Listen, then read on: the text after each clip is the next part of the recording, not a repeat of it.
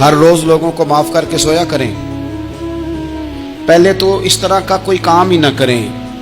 ایک شخص نے جملہ کہا تھا، لکھا تھا، کمال لکھا تھا. اس نے کہا تھا کبھی ایسا کوئی کام نہ کرنا کہ کوئی تمہاری وجہ سے جا کے رب کے سامنے رونا شروع کر دے. ایسا کوئی کام نہ کرنا کہ کوئی بندہ تمہاری شکایتیں اللہ رسول کو لگائے. اس طرح کا کبھی کام نہ کر کہ وہ تڑپ اٹھے اور کہے اب تمہارا شکوہ میں نے وہیں کرنا ہے.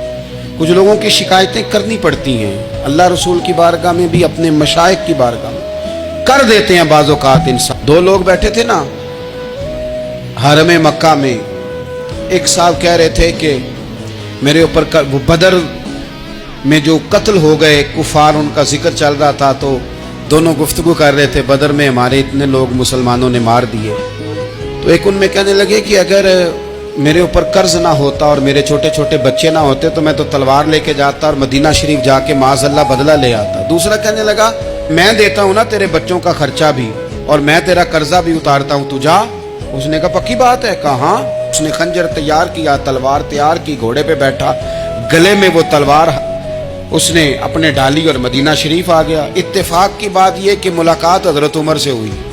جناب عمر کہنے لگے مجھے تیری نیت ٹھیک نہیں لگتی. پکڑا کدھر آئے ہو؟ کہنے لگا میں تو بدر کے قیدیوں کے بارے میں بات کرنے آیا. فرمایا تلوار لے کے چل تجھے حضور کے پاس لے کے جاتا ہوں.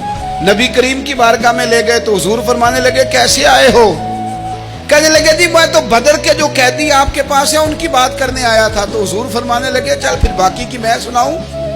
خیال آیا مسلمان نیک و بد پہچان جاتے ہیں، محمد آدمی کے دل کی باتیں جان جاتے ہیں صلی اللہ تعالی علیہ وسلم. فرمایا میں سناؤں؟ حضور کیا؟ فرمایا تم اور فلاں بن فلاں وہاں بیٹھے ہوئے تھے نا حرم مکہ میں فلاں پہاڑ کے ساتھ ٹیک لگا کے، اور تم نے یہ کہا تھا نا کہ قرضہ نہ ہوتا، بچے چھوٹے نہ ہوتے تو بدر کے مقتولین کا میں بدلہ لیتا. یہ سارا کچھ طے کر کے پھر آئے ہو تلوار لے کے اور یہاں کہتے ہو میں قیدیوں کے بارے میں بات کرنے آیا تھا. اس کے تو پسینے چھوٹ گئے. اس نے کہا اس کا تو سوائے اس کے اور میرے کسی کو نہیں پتا. اگر آپ کو پتا چل گیا ہے تو پھر آپ اللہ کے سچے رسول ہیں. حضور اب آپ کو پتا چل گیا ہے تو کیا کریں گے؟ تو حضور فرمانے لگے تو بتا نا تیرے ساتھ کیا کریں. اس نے کہا کہ میں نے سنا ہے آپ معاف بڑا کر دیتے ہیں. یعنی یہ گھر سے کوئی پیار کرنے نہیں آیا، پھولوں کا گلدستہ لے کے نہیں آیا، تلوار لے کے آیا، لیکن یہ میرے محبوب کا حوصلہ ہے. اس نے کہا معاف کر دے. تو حضور نے فرمایا جا میں نے معاف کیا. حضور نے معاف کیا.